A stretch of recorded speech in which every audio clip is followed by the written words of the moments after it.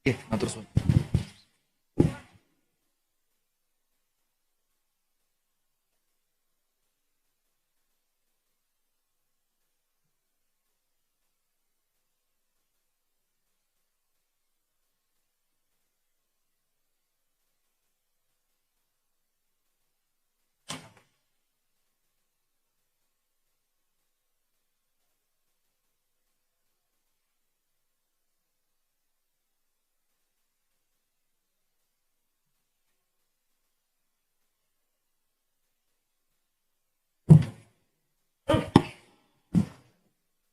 Cek.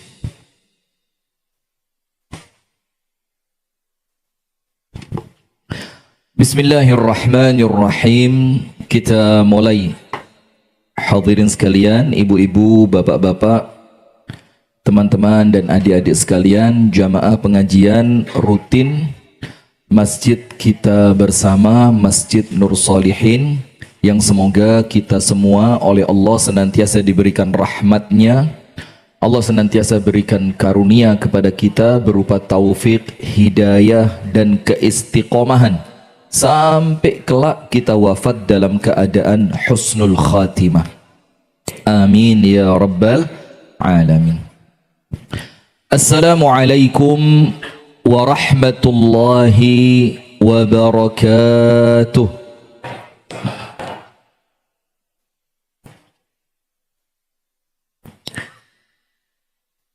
Di depan tidak apa-apa Bu, ya duduk situ aja ya.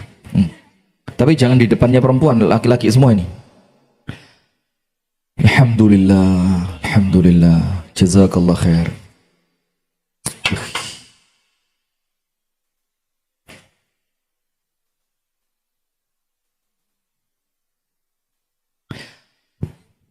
Bismillahirrahmanirrahim. Alhamdulillahi rabbil alamin. Allahumma salli wa sallim ala nabiyyina wa maulana Muhammadin wa ala alihi wa sahbihi ajma'in. A'udzu billahi minasy syaithanir rajim. Ya ayyuhalladzina amanu ittaqullaha haqqa tuqatih wa la tamutunna illa wa antum muslimun. Allahumma anta rabbi la ilaha illa anta khalaqtani wa ana abduka wa ana ala ahdika wa wa'dika mastata'tu a'udhu bika min syarri ma sana'tu abu'u laka bi ni'matika alayya wa abu'u bi dhanbi faghfirli fa innahu la yaghfiru dhunuba illa anta. Allahumma inna nas'aluka ilman nafi'a wa rizqan tayyiba wa amalan mutaqabbala. Allahumma 'allimna ma yanfa'una wanfa'na bima 'allamtana wa zidna 'ilman wa hudan wa taufiqan. Amin ya rabbal alamin. Amma ba'du. Hadirin sekalian, ibu-ibu dan bapak-bapak, teman-teman serta adik-adik sekalian, jamaah Masjid Nur Solihin, alhamdulillah kita bersyukur kepada Allah. Dan salah satu yang paling kita syukuri saat ini adalah Allah memberikan kepada kita kesempatan dan kemauan untuk tetap istiqomah dalam talabul ilmi, di dalam menuntut ilmu. Karena selama seorang muslim itu masih mau belajar, maka kebaikan masih ada dalam dirinya. Selama dia masih merasa butuh untuk duduk di majelis ilmu, maka artinya rahmat Allah masih terus membersamainya. Selama seorang muslim terus merasa haus untuk dipuaskan dirinya dengan ilmu-ilmu syariat, itu cirinya dia masih berada di dalam ruang lingkup cinta dari Allah Ta'ala. Maka kita bersyukur kepada Allah. Ada yang muda, ada yang sudah sepuh, ada yang laki-laki, perempuan, bahkan ada yang anak-anak. Maka di setiap majelis berulang kali saya ingatkan, jangan segen bawa anak kecil. Maka kalau majelis semacam ini banyak anak kecil, harus saling memahami. Takmir yo ojo kereng kenemenen, orang tua jangan los keterlaluan. Faham enggak? Jadi orang tua juga punya kewajiban untuk apa? Ngontrol anaknya. Takmir pun juga punya hak untuk mengingatkan. Daripada diingatkan orang lain, orang tuanya mangkel, karuan diingatkan sendiri karena itu anak panjenengan. Faham boten? Kalau yang rame suaminya, oh istri, biasanya begitu. Istri yang rame, suami yang mengingatkan. Wis, tendensius ini. Salawat beriring salam semoga tercurahkan kepada suri tauladan kita bersama, kekasih kita bersama, Nabi besar, Nabi agung, An-Nabi Muhammad sallallahu alaihi wasallam. Beserta seluruh keluarganya, beserta seluruh istrinya, beserta seluruh sahabatnya, dan termasuk bersambung salawat dan salam itu untuk kita semua sebagai umatnya yang tidak pernah lelah meniti jalannya. Saya awali kajian ini dengan satu kalimah hikmah dari Asy-Syaikh Nasiruddin Al-Albani rahimahullahu ta'ala rahmatan wasi'ah. Ada satu kalimat yang perlu kita tulis dengan tinta emas. Kita tulis di buku-buku pelajaran kita, kita masukkan ke dalam pikiran dan hati kita, supaya kita tidak sempat bosen untuk ibadah. Tidak sempat bosen. Namanya manusia kan yo ada titik jenuhnya. Namanya dalam Islam itu futur. Futur itu biasa. Futur itu artinya keadaan yang menurun setelah sebelumnya begitu kuat. Itu namanya apa? Futur, menurun, biasa. Tapi kalau futur itu dibiarkan berlanjut, maka nanti mompa imannya untuk kembali seperti semula itu berat. Maka ketika futur itu dilawan. Maka begini, Asy-Syaikh Nasiruddin Al-Albani mengatakan, At-tariqu ilallahi tawil.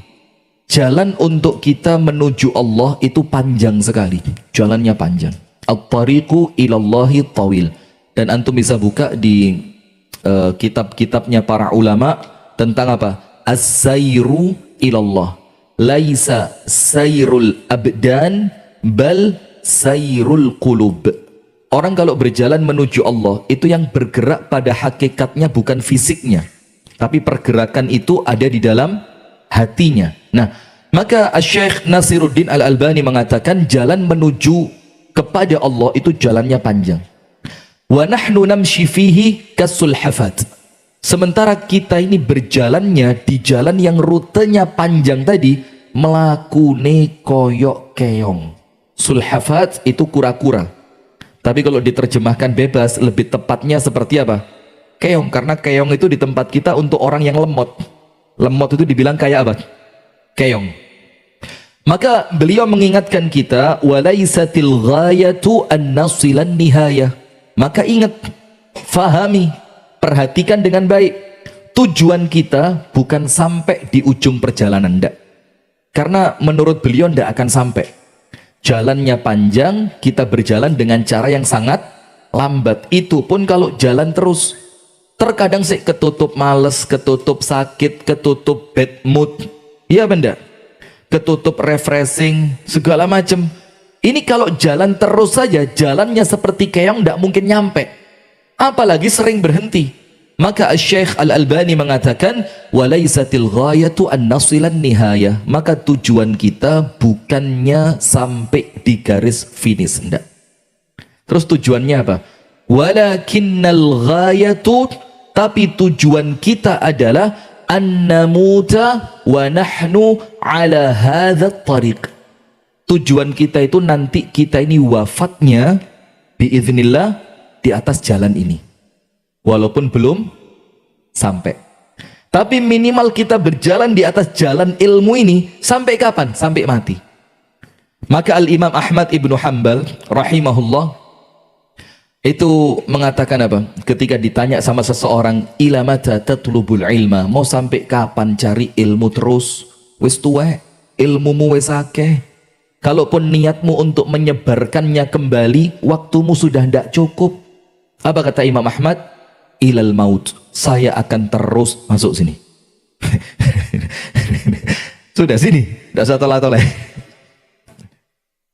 Nah ini Bu, ini orangnya ini.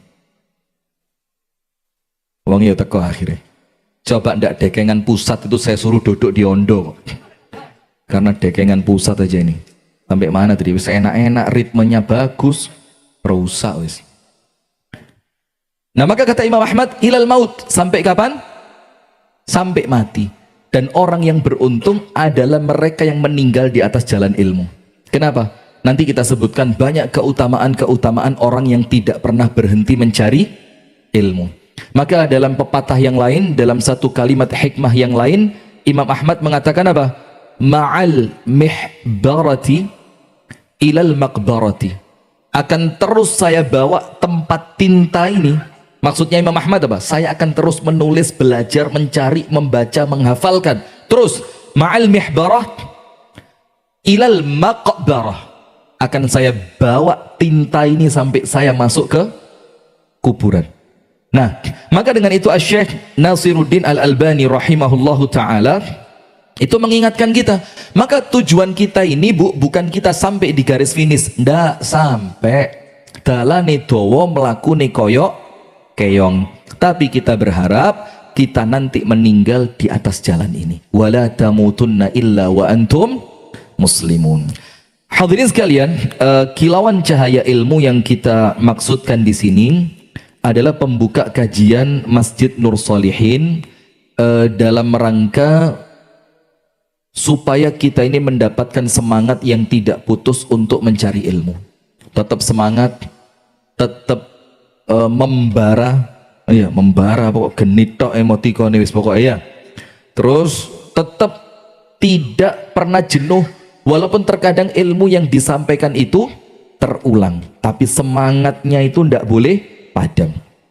Yang pertama, antum fahami satu hadis dari Nabi Sallallahu Alaihi Wasallam, yang hadis ini singkat tapi maknanya tidak pernah hilang untuk menjadi obor penyemangat kita dalam mencari ilmu. Saya ingat sekali quotes-nya Kiai Haji Abdullah Said rahimahullah, pendiri Hidayatullah. Itu beliau gambar kapal gitu, kapal kemudian berlayar di laut, di sampingnya ada gambar ombaknya tinggi. Terus beliau bilang apa? Senantiasa perbaiki kapalmu, dicek terus ada keretakan atau tidak, dan pastikan bahan bakar untuk menyalakan generatormu tidak pernah habis, karena perjalanan ini masih panjang dan ombaknya begitu berat. Wih, itu kalimat singkat beliau tulis tangan, kemudian ada gambar perahunya, tapi itu menjadi apa? Penyemangat yang luar biasa. Jadi menurut beliau, dicek terus perahu ini, perbaiki terus ada retaknya apa tidak, dan kamu kontrol bahan bakarnya masih cukup atau sudah hampir habis. Kenapa? Karena jalan kita masih panjang sementara ombaknya begitu besar. Artinya fitnah-fitnahnya itu begitu besar. Nah, maka apa? Kapal selat Hormuz ngawur mana? Baik, astagfirullah, astagfirullah. Saya ki setelan serius sih.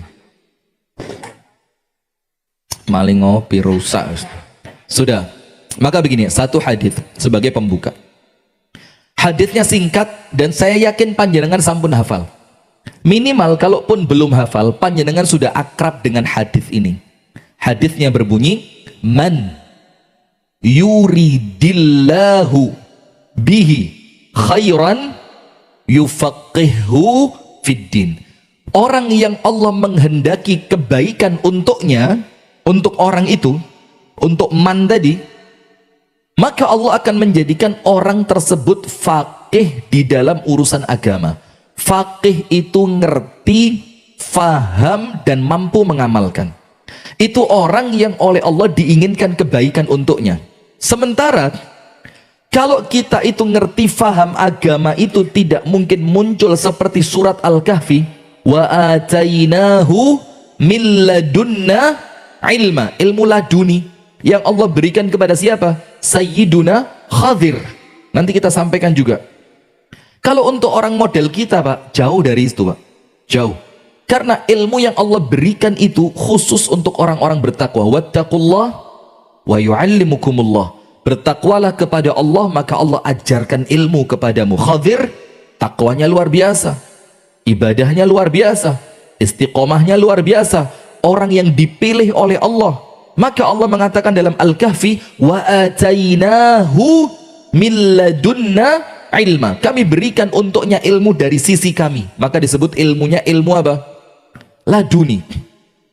Sampai kalau kita tidak percaya, Syekhul Islam Ibnu Taimiyah itu menjelaskan mengenai ilmu laduni tadi. Ilmu yang didapatkan dengan tiba-tiba, moro-moro dapat ilham. Saya tanya sama antum sekarang, kalau tidak ada ilmu laduni itu, yang pertama menemukan minyak bumi itu siapa? Terus yang ngurui ngolahnya siapa? Terus yang ngajari sampai kemudian ada yang jadi solar, ada yang jadi bensin, ada yang jadi plastik. Itu yang ngajari siapa pertama kalinya kalau bukan Allah? Terus Allah mengajarkannya lewat apa kalau bukan laduni? Tiba-tiba muncul ilham. Ini Abu Shanum ini berangkat ke Blitar. Ada tempat pengolahan plastik menjadi solar. Bisa bensin juga. Tapi masuk Pak, masuk Pak. Monggo Pinara. Solar. Itu ketika anaknya cerita, itu ilmunya didapat dari mana? Yo cerita nih, yo nyoba, dites, sampai keluar solarnya itu. Karena dia yakin bahan awalnya plastik itu minyak bumi, maka akan kembali lah disuling jadi seperti itu. Masya Allah. Nah sudah. Tapi karena kita bukan khadir, kita ngerti ilmu itu di mana dia adalah ciri Allah menginginkan kebaikan untuk kita. Tidak akan didapatkan dengan cara tanpa dicari, maka harus duduk mencari ilmu. Ta'allam falaisal mar'u yuladu alima. Belajarlah. Laisal mar'u yuladu alima. Karena manusia itu tidak tercipta dalam keadaan alim, tercipta dalam keadaan apa? Bodoh. Maka untuk menghilangkan kebodohan itu Allah ngasih cara. Allahul ladzi akhrajakum min butuni ummahatikum la ta'lamuna syai'a faja'ala lakumus sam'a wal absara wal af'ida. Allah yang mengeluarkan kalian dari perut ibu kalian dalam keadaan tidak tahu apapun. Setelah itu Allah bukan ngasih ilmu, Allah memberi sarana. Allah jadikan telinga, Allah beri mata, Allah berikan kemampuan untuk memahami afidah.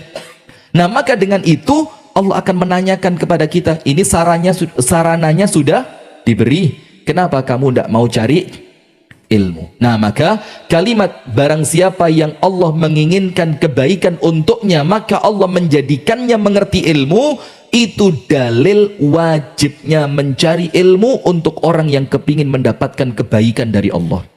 Karena tidak ada kebaikan kecuali lewat ilmu. Orang ngerti sholat tahajud karena ilmu. Orang ngerti bersabar atas cerewetnya istri. Sabar. Kenapa kok langsung gaduh begini? Gak asik. Ya ganti materi aja. Orang rela bersodakoh dalam keadaan dia ngerti kebutuhanku akeh, tapi dia berani bersedekah tadi, itu tidak lain dan tidak bukan karena dia punya ilmu. Seorang petani nandur pari mulai wene sampai panen telungulan, bahasa Inggris, sampai panen telungulan, kalau ndak punya ilmu, di minggu kedua dibabat. Lapo nandur suket. Di minggu kedua dibabat sama dia. Lapo nandur suket. Karena minggu pertama keluarnya apa? Daun semodel rumput. Pekan kedua rumput. Pekan ketiga rumput. Sampai nanti menjelang masuknya 2 bulan seminggu. Anda ngerti pari Anda. Nggak ngerti Anda wong desa Anda. Ganti dinyek wong kutho Anda. Iki lho desa. Jadi kita balik sekarang, timbangannya itu kita balik. Kutho itu malah ketok elek gitu loh. Ngompong kutho iki lho wong desa. Nah, ketika mulai muncul 2 bulan 1 minggu, mulai muncul bulir kecil. tapi warnanya masih hijau.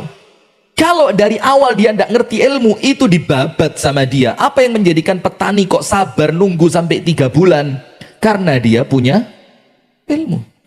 Nah, maka itulah Allah Ta'ala mengajak kita untuk mencari ilmu. Maka Allah, apabila Allah menginginkan kebaikan untuk seorang manusia, Allah menjadikannya faham dalam ilmu agama. Nah, sekarang lihat, al-iradatu iradatani. Keinginan itu ada 2. Nomor 1, iradatullahi. Nomor 1, keinginannya Allah. La budda an tatahaqqaq.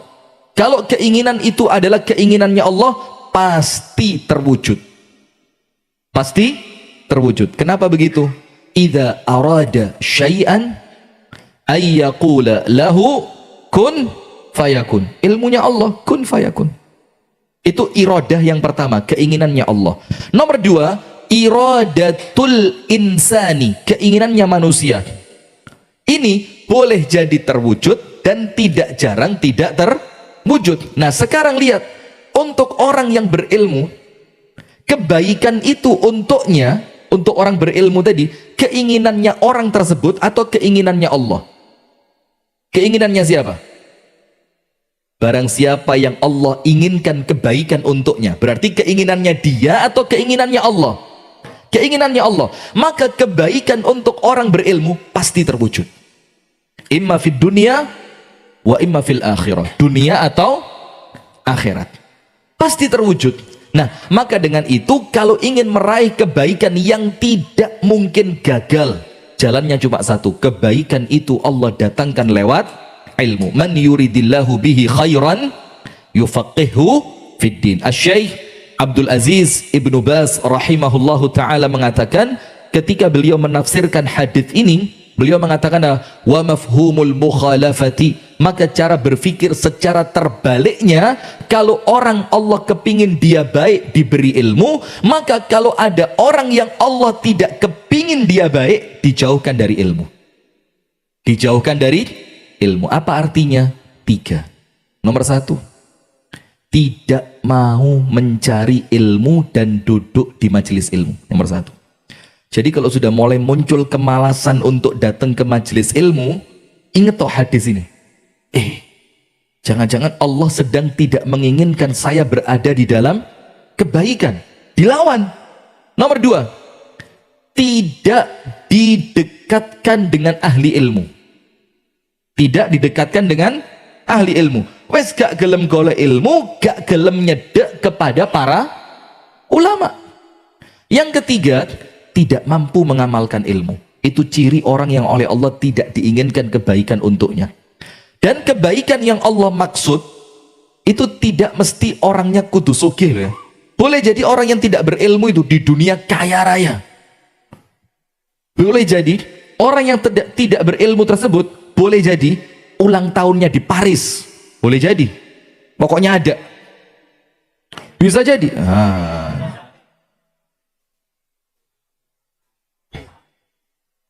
Iya. Fokus. Ini pembukaan, tidak boleh macam-macam. Sampai mana tadi? Paris. Sampai Paris. Pare. Anda kalau ke Pare, sebelum TMP itu, sebelah selatan jalan itu ada Paris. Iya. Jadi kalau mau ulang tahun di sana. Na'udzubillah min dzalik. Nah, sudah. Maka dengan itu jemaah, ketika Allah itu tidak menginginkan kebaikan, bukan berarti orangnya jadi miskin papa di dunia ini, kepingin iki gak iso. Imam Ahmad tidak punya apa-apa. Atha bin Abi Rabah, muridnya Abdullah bin Abbas, badannya kecil, kakinya yang separuh kecil, yang satu utuh, yang satu kecil. Kalau jalan pakai tongkat, tidak dilihat sama manusia, tapi dia pewaris ilmunya Abdullah bin Abbas. Kemudian siapa lagi? Antum lihat, Al-Imam Al-Bukhari, Al-Imam Muslim dan yang lainnya. Itu orang-orang yang Allah inginkan kebaikan. Maka hati-hati. Yang kedua, perhatikan, antum buka dalam surah Al-Baqarah, semuanya apa?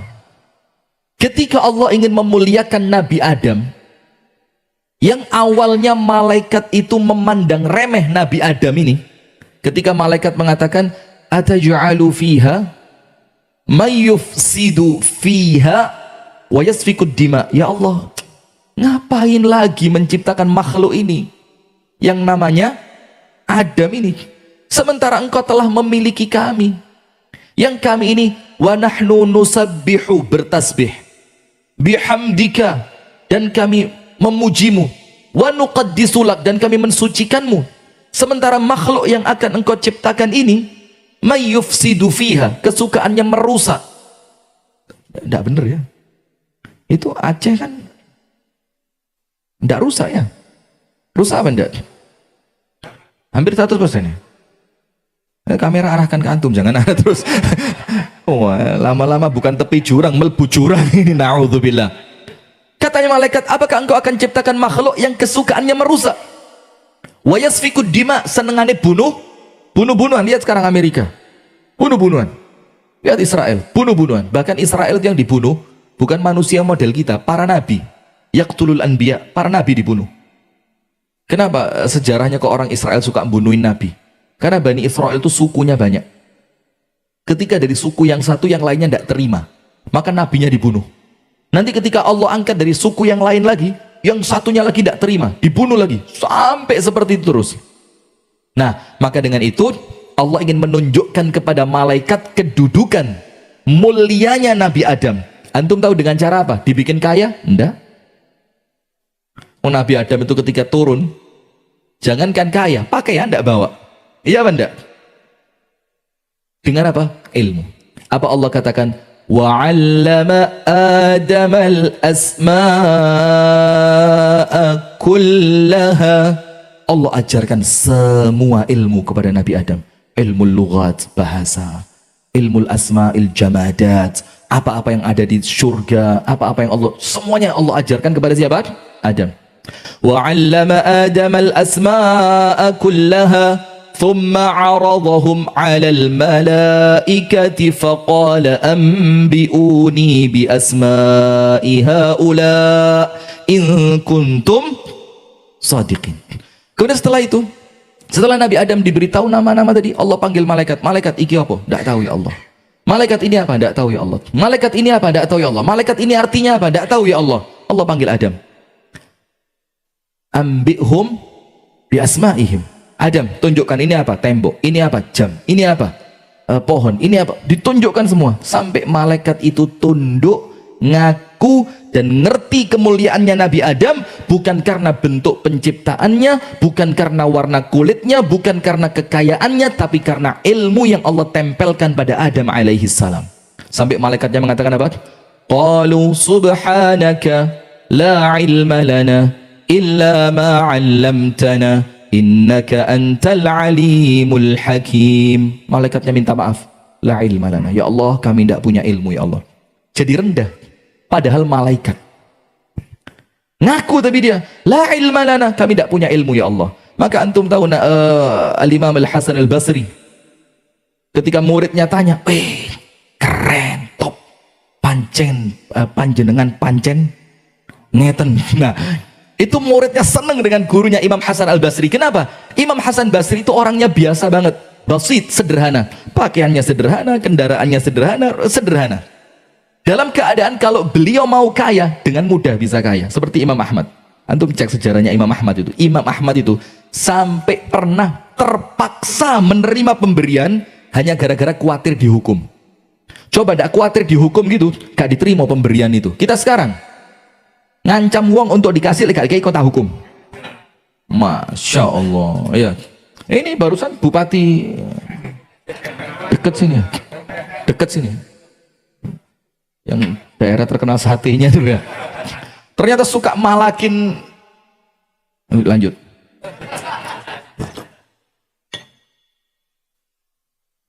Tambah ngopi tambah panas. Sudah. Apa yang terjadi? Muridnya tanya sama Imam Hasan Al-Basri, masirru waqarika amamal agniya. Apa rahasianya panjenengan itu bisa keren di depannya orang-orang kaya? Gak dingkluk blas. Tapi jangan diartikan kurang ajar loh ya, beda loh ya. Percaya diri, mulia dengan ilmu, dengan sok itu beda. Paham enggak? Sok itu kalau bahasa Inggrisnya begedut. Antum cek di kamus English, tapi English yang slang, jangan English yang madrasah. Kalau English madrasah tidak ketemu tuh. Ini English yang orang Inggris pun tidak ngerti. Terus bahasa mana ya? Begitu beda, kurang ajar itu beda. Apa kata Imam Hasan Al-Basri? Beliau mengatakan, mereka orang-orang kaya itu yahtajuna ma'indi. Mereka butuh apa yang saya punya. Mereka kalau mau mati tanya ke saya, tobatnya ya apa? Mereka kalau mati anak-anaknya datang ke saya, nyolati ya apa? Mereka kalau mau berangkat haji kepengen nebus dosa dalam tanda kutip, mereka tanya manasiknya sama saya. Yahtajuna ma'indi. Mereka butuh apa yang saya punya. Wala ahtaju ma'indahum. Dalam keadaan saya tidak butuh dengan apa yang mereka punya. Ini loh Pak. Jadi kemuliaannya ilmu itu apa?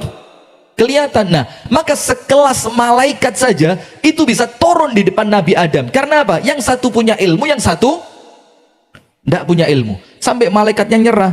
Qalu subhanaka la ilma lana illa ma 'allamtana innaka antal alimul hakim. Ya Allah, kami ngaku, ya Allah, kami tidak punya ilmu kecuali apa yang engkau berikan kepada kami, dan engkaulah zat yang paling alim dan engkaulah zat yang paling bijaksana. Itu ilmu iso ngangkat. Kemudian jangankan malaikat, makhluk kecil, burung hudhud. Tahu hudhud? Maka bahasa basinya orang Arab, ya bahasa basi ya. Kalau disuruh ceramah, di depannya itu orang-orang hebat semua. Itu bilang apa? Wa ukrihu an atakallama amamakum kama karihal hudhud an yatakallama amama Sulaiman. Kata, saya ini terpaksa ngomong di depan panjenengan sebagaimana seekor burung hudhud harus ngomong di depan Sulaiman. Ini gaya-gaya bahasa basi gak usum. Ini kalau 10 tahun yang lalu masih masuk ini, seperti ustadz-ustadz kalau kumpul gitu ya. Terus salah satu suruh ngomong duluan, saya ini bagaikan debu yang dibutuhkan ketika tidak ada air. Tapi kalau airnya sudah terkumpul maka debu tidak dibutuhkan. Wis lah, gak usah basa-basi, ngomong. Antum tahu lagi kalau mau disuruh doa, antum. Ya antum. Cekelan bikin donga wis. Kesuwan setengah jam suruh-surungan mik donga, antum. Donga sekarang karena tawadhu itu bukan tasannu'. Tasannu' itu apa? Digai-gai. Tawadhu itu opo anane, memang hatinya tunduk di depan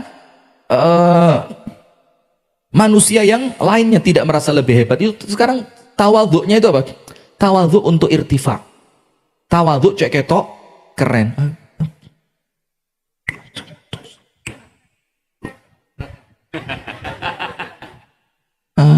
Sekarang wis gak usum, karena tawaduk model begitu di depan kamera sekarang. Kalau mau doa, enggak bisa, yang lebih sepuh yang berdoa. Enggak bisa, yang sepuh banyak dosa, yang lebih muda dosanya lebih sedikit. Allahumma sholli ala Muhammad. Sudah, jangankan malaikat, manusia, ini burung kecil, namanya burung apa? Hudhud. Bisa nampak dalam tanda kutip lebih mulia dari seorang nabi. Yang nabi itu hampir tidak punya ujian. Nabi Sulaiman ujiannya apa ya? Apa ujiannya Nabi Sulaiman? Siapa anaknya Nabi Sulaiman? Nabi Sulaiman selamat dunia, selamat akhirat. Maka kalau minta diuji seperti Sulaiman. Ya Allah, ujilah saya seperti ujiannya Nabi Sulaiman, ya Allah. Tapi selamat dunia, selamat akhirat. Soge, mulyo, rojo, opo sing dikarepi keturutan, tapi matinya masuk surga. Kecil dimanja, muda foya-foya, tua kaya raya, mati masuk. Mau begitu? Rano. Sudah, antum cek tentang hudhud dengan Nabi Sulaiman.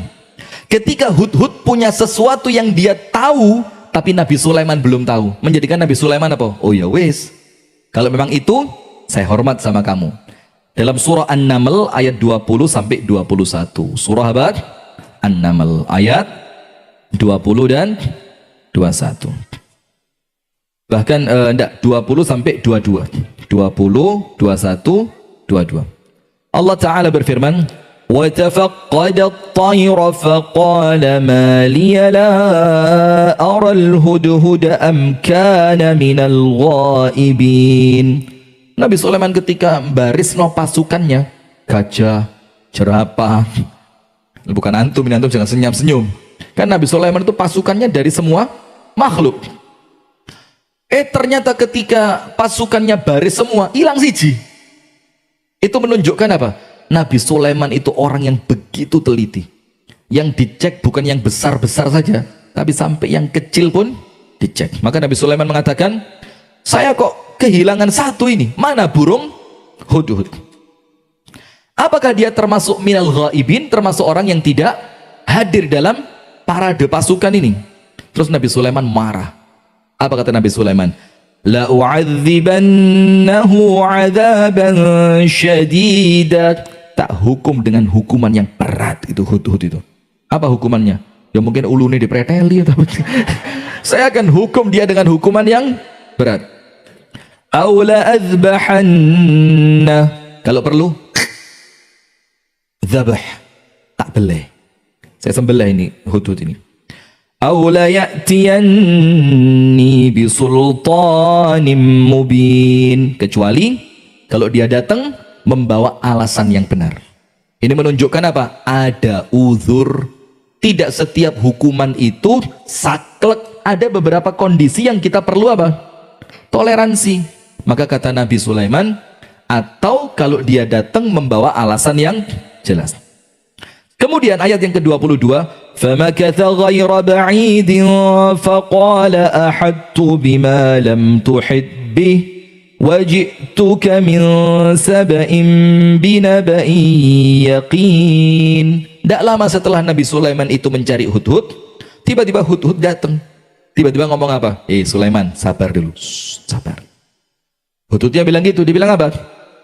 Ahadtu bima lam tuhid bih. Saya mendapatkan satu ilmu yang ilmu itu kamu belum punya. Ini ngomong di depan siapa? Nabi. Yang ngomong siapa? Manuk cili. Nggak sanggup yang guyu. Lah burung burung hudhud yang kecil sekali. Hanya gara-gara dia memiliki ilmu yang Sulaiman belum punya, dia selamat. Maka dengan ini antum buka kitab tafsirnya para ulama. Ilmu itu sabilun najat, jalan keselamatan. Maka hudhud ini dengan bangganya dia bilang, ahadtu bima lam tuhid bih. Aku tahu satu ilmu yang kamu belum tahu. Waji'tuka min saba'in binaba'in yaqin. Dan aku datang kepadamu dari negeri Saba dengan berita yang meyakinkan. Apa beritanya? Ada seorang ratu yang dimuliakan di negerinya, tapi ternyata dia tidak menyembah Allah. Karena ilmu itu, seekor burung hudhud di saat itu menjadi lebih mulia dibanding Nabi Sulaiman. Karena apa? Ilmu.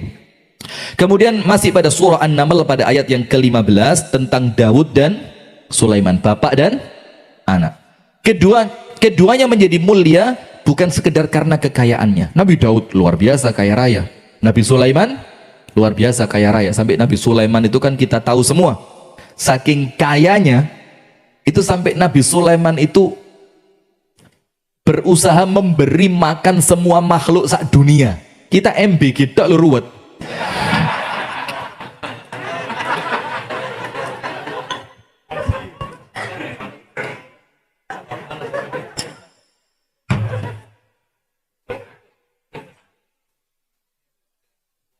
Tit gitu enggak? Ada ya tit. Oh barusan ya. Nabi Sulaiman Masya Allah sak dunia mau dikasih makan. Saking merasa apa? Kayanya. Lah itu subhanallah itu sak dunia. Dan yang dikasih makan apa? Binatang. Antum tahu gajah sekali makan berapa kilo? Lah ini mek sak kotak cilik. Rego 15.000 ruwet keracunan nabrak. Berapa? Kamera. Berapa ribu mas? Berapa ribu mas? Jangan sembunyi. Berapa ribu? Ini orangnya ini yang ngomong. 8.000. Ini namanya Rio, rumahnya di sana loh, keras. Kalau perlu nanti saya kasih infonya. Nomor sudah, ini Nabi Sulaiman subhanallah saking kayanya. Tapi Ketika Allah menceritakan kemuliaan Nabi Daud dan Nabi Sulaiman, Allah tidak mengatakan tentang hartanya. Apa Allah katakan yang menjadikan mereka mulia? Allah berfirman, "Wa laqad atayna Dawud wa Sulaimana ilma." Apa? Ilma. Dan sungguh kami telah memberikan kepada Daud dan Sulaiman ilmu. وقال الحمد لله الذي فضلنا على كثير من عباده المؤمنين. Kemudian mereka berdua, Daud dan Sulaiman, mengatakan apa? Alhamdulillah, segala puji bagi Allah yang telah memuliakan kita, Daud dan Sulaiman, ala kathirin, dibandingkan banyaknya, min ibadihi, hamba-hamba Allah yang beriman. Berarti iman tanpa ilmu tidak menjadi mulia. Maka antum lihat, yarfa'illahu alladhina amanu walladhina yarfa'illahu alladhina amanu minkum walladhina utul ilma darajat. Bergabung antara iman dan ilmu baru meningkat. Maka dalam surat An-Naml 15, ketika Allah menceritakan kemuliaannya Daud dan Sulaiman, yang Allah ceritakan apanya? Ilmunya. Yang Allah ceritakan adalah ilmunya.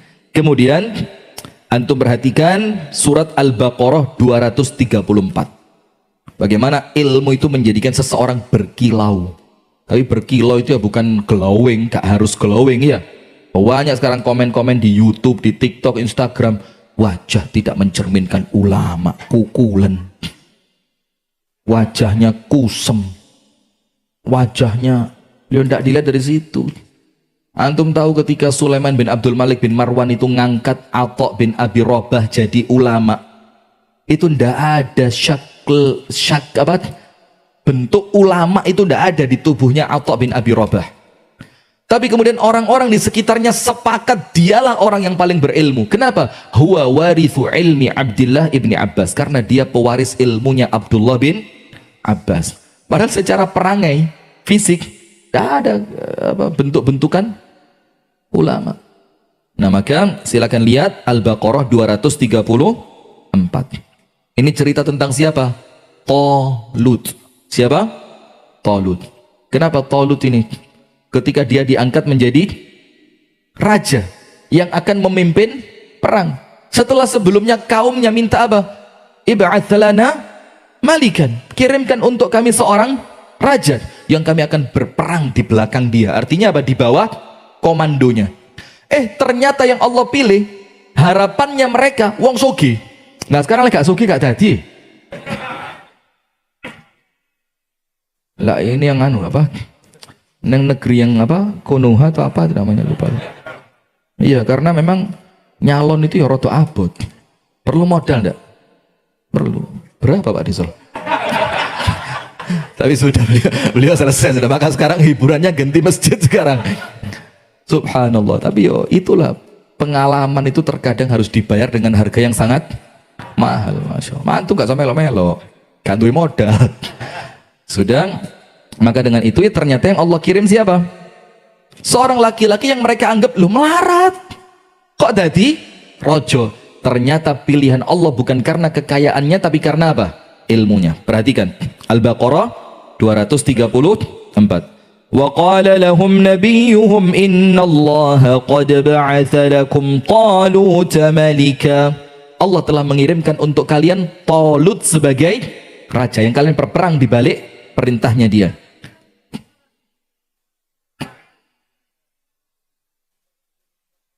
Dua 247 ya. Naam. Di sini 247. Saya tulis 234. Barakallahu fiik. Al-Baqarah berapa? 247. Ini murid yang baik ini, luar biasa. Saya ngetes tadi. Ngetes. Saya lihat Anda itu bawa Quran enggak itu. Emang lanang gak harus bawa Quran. Manut toh. Antum tahu tapi diem toh antum. Kalah sama ibu-ibu. Jadi cara ngelesnya begitu. Astagfirullah ya. 247. Nabi mereka mengatakan kepada mereka, Allah telah mengirim kepada kalian seorang raja bernama siapa? Talut. Apa jawaban mereka? Qalu anna yakunu lahul mulku alaina. Loh, kok bisa orang ini yang jadi? Loh, kok dia yang jadi? Kenapa harus dia? Wa nahnu ahaqqu bil mulki minhu. Dan kami lebih berhak dibandingkan dia. Antum lihat, Kenapa mereka merasa lebih berhak? Karena mereka merasa kekayaan itulah yang menjadikan seseorang pantas jadi pemimpin. Maka Pak Jokowi, Masya Allah, ketika Pak Jokowi merasa, saya ini bukan siapa-siapa, saya ini orang kampung. Oh, itu luar biasa Pak Jokowi ini, top. Ketika kemarin Pak JK ngomong, itu termul itu harus tahu, Jokowi itu jadi presiden karena saya, Pak Jokowi tawadhu, calon surga ini orang, Masya Allah. Dia bilang, loh antum dikira saya bercanda? Ngawur, sudah, daripada masalah. Insya Allah komisaris. Saya kalau jadi komisaris itu milih Pertamina saya. Insya Allah. Amin. Kalau saya jadi komisaris Pertamina, antum tak kayak bensin gratis seperti ini. Ya, gratis. Khusus jamaah ngaji gratis. Setiap datang 10 liter. Mumpung harga, gak curiga tidak boleh. Ya Pak Is ya, 10 liter. Astagfirullah. Sudah. Apa yang menjadikan mereka merasa berhak untuk menjadi pemimpin? Karena mereka merasa dirinya apa? Kaya. Nah, di sini antum buka tafsirnya. Ini ujiannya orang kaya. Kadang-kadang wong sugih ngono angel tuturane. Karena merasa apa? Aku wes sugih. Sugih itu mereka anggap suatu keberhasilan. Iya, berhasil untuk mengumpulkan uang. Tapi belum tentu kekayaan itu yang Anda berhasil kumpulkan menjadikan Anda berhasil dalam semuanya. Belum tentu. Faham betul? Nah, maka mereka mengatakan, nahnu ahaqqu bil mulki minhu wa lam yu'ta sa'atan minal mal. Karena dia orang miskin. Tolut itu apa? Melarat. Tolut itu apa? Melarat. Tapi lihat jawabannya Allah. Qala innallaha astafahu alaikum. Allah sudah milih dia untuk kalian. Kenapa Allah milih dia? Wa zadahu bastatan fil ilmi wal jism. Karena Allah memberikan kepadanya kelebihan dari sisi ilmu dan fisik. Wallahu yu'ti mulkahu man yasha wallahu wasi'un alim. Terserah Allah mau ngasih kekuasaan itu kepada siapapun, tapi intinya di sini kemuliaan yang Allah catatkan ada pada diri seorang Talut itu kemuliaan karena ilmu. Terakhir antum buka suratul Kahf ayat 65-66. Surat apa? Al-Kahfi 65 dan 66. Ayo salaman lagi. Walat antum nyalahno saya lagi. 65 dan 66. Begini. Ketika Nabi Musa ceramah dalam tanda kutip di depan Bani Israel, salah seorang jamaahnya tanya, man a'lamun nas fil ardi, sopo menungso di dunya iki sing paling pinter? Apa jawabannya Nabi Musa? Ana. Biar otak guyang-guyu di ana. Kalau kita ini, siapa manusia paling pinter sak dunya? Nabi Musa bilang, saya. Fa'atabahu Allah ala annahu lam yuradda al-ilma ilallah. Maka Allah sedikit mencelanya dalam tanda kutip ya, karena kalimat mencela itu tidak cocok buat Nabi. Karena apa? Karena dia tidak mengembalikan ilmu itu kepada siapa? Allah. Maka apa yang terjadi? Allah katakan, ndak Musa, ada satu orang di dunia lebih berilmu dibanding kamu. Kaget Nabi Musa. Sampai Khadir itu yang diceritakan dalam Al-Kahfi ini, itu kan para ulama berselisih, apakah dia seorang nabi ataukah dia orang soleh yang oleh Allah diberi karunia ilmu. Dan saya pribadi condong pada pendapat yang Khadir itu bukan nabi. Yang Khadir itu bukan nabi. Tujuannya apa? Untuk menunjukkan ilmu itu dicari dari siapapun. Ini nabi datang merendahkan diri, manut untuk ikut kepada Khadir yang dia bukan nabi, hanya karena Khadir punya apa? Ilmu. Sampai sama Khadir dikasih syarat, wa kaifa tasbiru ala ma lam tuhid bihi khubra. Tidak kuat kamu ikut sama saya Musa, karena kamu tidak akan sabar. Dan bagaimana kamu sabar atas sesuatu yang kamu belum punya ilmunya? Nabi Musa ngotot, sabar. Ya wis, kalau begitu jangan tanya, ojo takon. Sudah, pertama perahu di bolong. Apa iki perahu di bolong? Kowe wong melarat. Kata. Nah, satu. Tidak lama lagi lewat, anak kecil dibunuh. Kaifa? Kamu bunuh anak kecil yang tidak berdosa. 2, 3, ketika ada tembok yang mau roboh. Padahal sebelumnya minta makan di kampung itu sama penduduk kampung tidak dikasih. Maka Musa bilang, "Lau syi'ta latakhadta 'alaihi ajr." Kalau kamu mau dapat bayaran dandani tembok ini. Dulu. Wis hadza firaqu baini wa bainik sa'unabbi'uka bi ta'wili ma lam tastati' 'alaihi sabra. Tak ceritani kamu atas apa yang kamu tidak mampu sabar. Itu Nabi sampai merendahkan diri kepada seorang manusia yang bukan Nabi hanya karena dia lebih mulia dengan dia oleh Allah diberi ilmu. Fawajada 'abdan min 'ibadina atainahu rahmatan min 'indina wa 'allamnahu min ladunna 'ilma. Qala lahu Musa hal attabi'uka 'ala an tu'allimani mimma 'ullimta rusyda. Boleh enggak saya ikut sama panjenengan supaya saya belajar sesuatu yang panjenengan tahu tapi saya belum tahu. Nah, itu jamaah sedikit kita sampaikan mengenai ilmu itu menjadikan seseorang itu mulia. Kalau ngomong hadisnya barang siapa meniti satu jalan antum wis ngelontok. Kalau kita ngomong penuntut ilmu itu sampai ikan-ikan di lautan memohonkan ampun, antum wis ngelontok. Tapi nanti antum pulang, antum cek lagi ayat-ayatnya tadi, direnungkan, ditadabur pelan-pelan. Tujuannya apa? Karena ternyata dari semua kemuliaan di dunia, Allah meletakkan kemuliaan itu pada ilmu. Maka dengan itu duduk cari ilmu, belajar cari ilmu, mendengarkan ilmu, menghafal ilmu, berusaha memahami ilmu yang insya Allah dengan semua itu Allah subhanahu wa ta'ala akan menjadikan kita orang yang mulia dunia sampai akhirat. Amin ya rabbal alamin. Semoga ada manfaatnya. Itu yang dapat kami sampaikan di malam hari ini. Insya Allah kita lanjutkan pada kajian-kajian rutin di Masjid Nur Salihin. Jadi nanti insya Allah kajian-kajiannya sudah mulai rutin dibuka kembali. Mulai nanti diawali hari Sabtu ya. Sabtu subuh bersama Ustadz Khalil Bustami. Dan diawali qiyamul lail dulu. Mulai jam 2:30 TET sampai selesai. Nanti dilanjutkan subuh berjamaah, dilanjutkan kajian, kemudian dilanjutkan dengan sarapan bersama. Wallahu ta'ala a'la wa a'lam. Semoga ada manfaatnya. Kurang lebihnya saya mohon maaf. Hadanallahu wa iyyakum ajma'in. Subhanakallahumma wa bihamdika asyhadu an la ilaha illa anta astaghfiruka wa atubu ilaik. Bagaimana sholatnya? Nampaknya kita sholat 2 kali ya.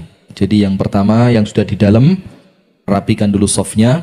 Nanti yang belum dapat tempat sholat setelah sholat yang pertama. Jadi nanti yang sudah sholat duluan harap segera mohon maaf ya, harap segera keluar untuk memberi tempat kepada jamaah yang kedua. Nah, maka dengan itu harapan kami apa? Ayo bismillah kita gendong bareng-bareng, kita dukung bareng-bareng biar pembangunan masjid yang di sebelah utara bisa segera rampung. Amin ya rabbal alamin. Assalamualaikum warahmatullahi wabarakatuh.